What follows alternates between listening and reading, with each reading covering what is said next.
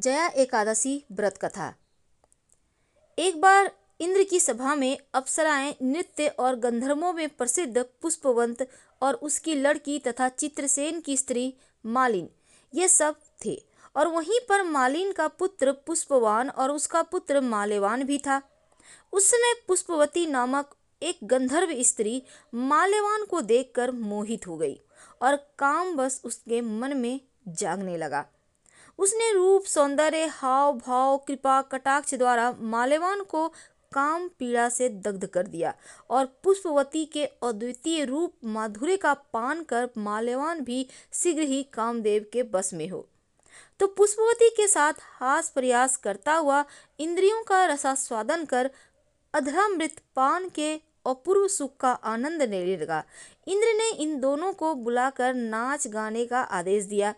तब इंद्र भय से पुष्पवती माल्यवान नाच गाना तो करने लगे, परंतु कामदेव के वशीभूत हुए दोनों ही अशुद्ध क्रियाएं करने लगे। तब इंद्र ने उनके अशुद्ध नृत्य ज्ञान को समझ लिया और भाव भंगी भावों को देखकर इंद्र ने इनके प्रेम को समझा और इनमें अपना अपमान जानकर इन्हें श्राप दे दिया कि तुम स्त्री पुरुष के रूप में मृत्युलोक में जाकर पिशाच का रूप धारण करो और अपने कर्मों का फल भोगो। अब इंद्र के श्राप को सुनकर वे अत्यंत दुखी हुए और हिमाचल पर्वत पर पिशाच बनकर दुख पूर्वक अपना जीवन व्यतीत करने लगे। रात दिन में एक क्षण भी उन्हें निद्रा नहीं आती थी।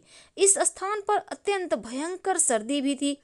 एक दिन पिशाच ने अपनी स्त्री से कहा, न मालूम हमने पूर्व जन्म में ऐसे कौन से पाप किए हैं जिससे हमें इतनी कष्टदायी पिशाच योनि प्राप्त हुई।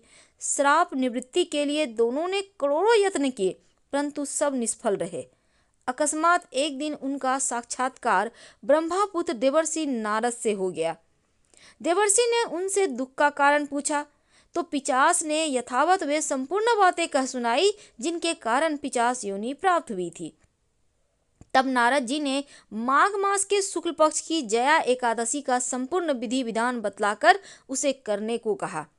दैवयोग से एक दिन माघ मास के शुक्ल पक्ष की जया नाम की एकादशी आई और इस दिन दोनों ने कुछ भी भोजन नहीं किया और ना कोई पाप कर्म किया।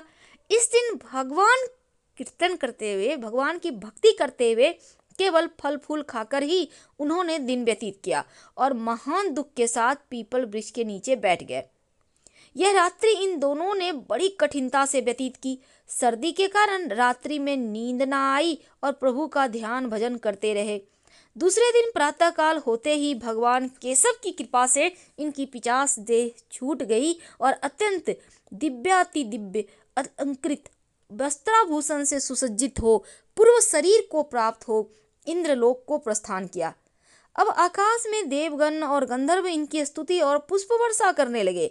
इंद्रलोक जाकर इन दोनों ने इंद्र को प्रणाम किया। इंद्र को भी इन्हें अपने प्रथम स्वरूप में देखकर महान आश्चर्य हुआ और इनसे पूछने लगे कि तुमने अपनी पिशाच देह से किस प्रकार छुटकारा पाया, सो संपूर्ण वृतांत बतलाओ। इस प्रकार पूछने पर माल्यवान बोले, हे देवेंद्र, भगवान श्री कृष्ण के प्रभाव से तथा जया एकादशी के व्रत से पुण्य वृद्धि होने पर हमारी पिशाच देह छूटी है। इंद्र बोले, हे माल्यवान, एकादशी व्रत करने से तथा भगवान श्री कृष्ण के प्रभाव से तुम लोग पिशाच की देह को त्याग कर पवित्र हो गए हो और हम लोगों के भी वंदनीय हो, क्योंकि भगवान श्री कृष्ण के भक्त हम दोनों के वंदना करने योग्य हैं, अतः आप धन्य हैं। अब आप पुष्पवती के साथ जाकर स्वच्छंद विहार करो। हे धर्मराज युधिष्ठिर, इंद्र से ऐसा वरदान प्राप्त कर दोनों नागलोक में जाकर रमणीय क्रीड़ाओं के आनंद विभोर हो विहार करने लगे और इस जया एकादशी के व्रत से समस्त कुयोनियों से छुटकारा मिल जाती है। जिस मनुष्य ने इस एकादशी का व्रत किया है उसने तो मानो सभी यज्ञ, तप, दान आदि का फल प्राप्त कर लिया है। हर हर महादेव।